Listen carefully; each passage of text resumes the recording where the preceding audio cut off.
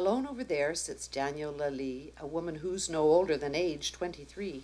Danielle Lahlee has troubles, you see, a woman with troubles in her brain most of all, troubles that found her when she was just small. I can tell you these things about Danielle Lahlee, her troubles with reading that started after, age 3. Whenever she had a book in her hand, fidgets and shakes would start as if on command.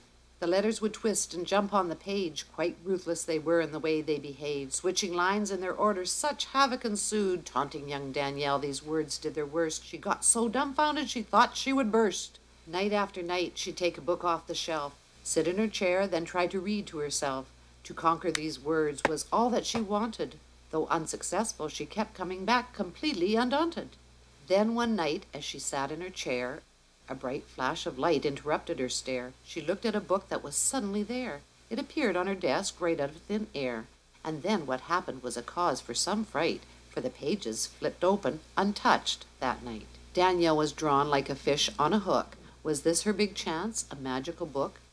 She tried to read it with fervor and passion, but alas, yet again, the same thing did happen. She struggled and struggled, she put up quite a fight, but try as she might, those foul vowels fooled her all right. Feeling sick with frustration, she turned to the floor.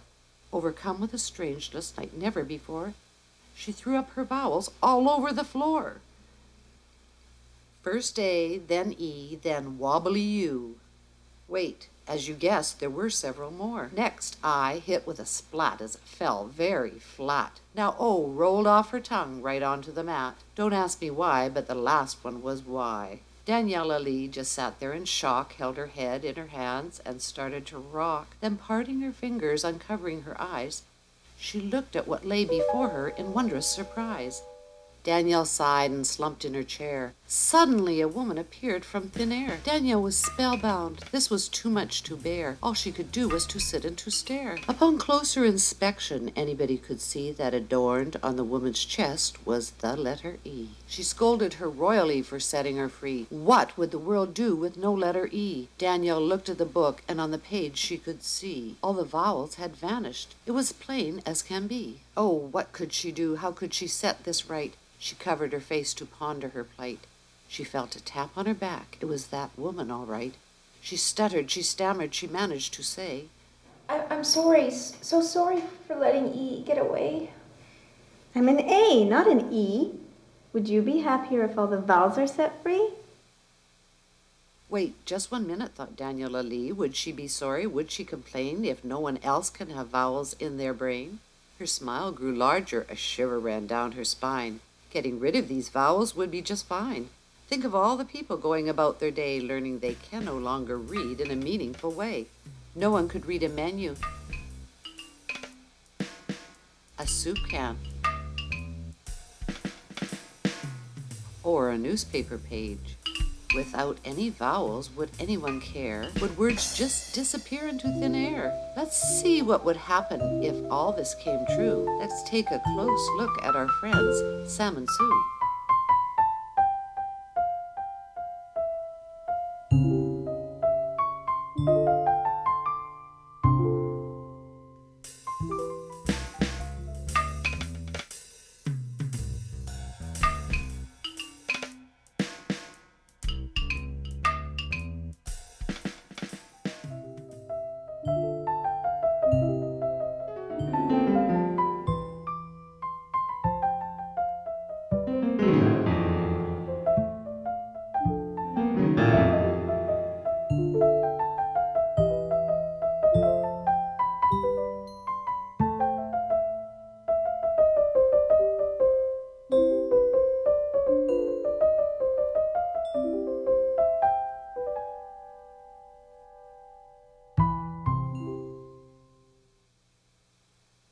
At this thought abruptly stopped Danielle Lahlee. She just couldn't let those vowels fly free. As she shook her head, everything went back to its original place.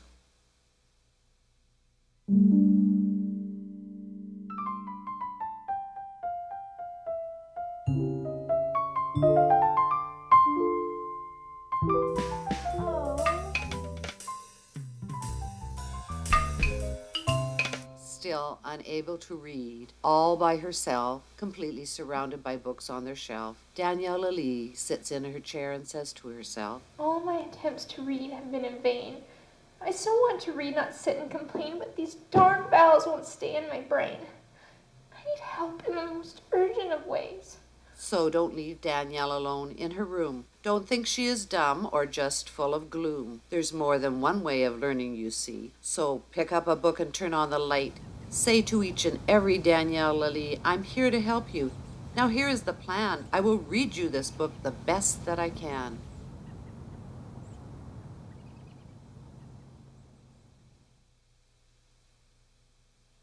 Narration by Ruth Vason.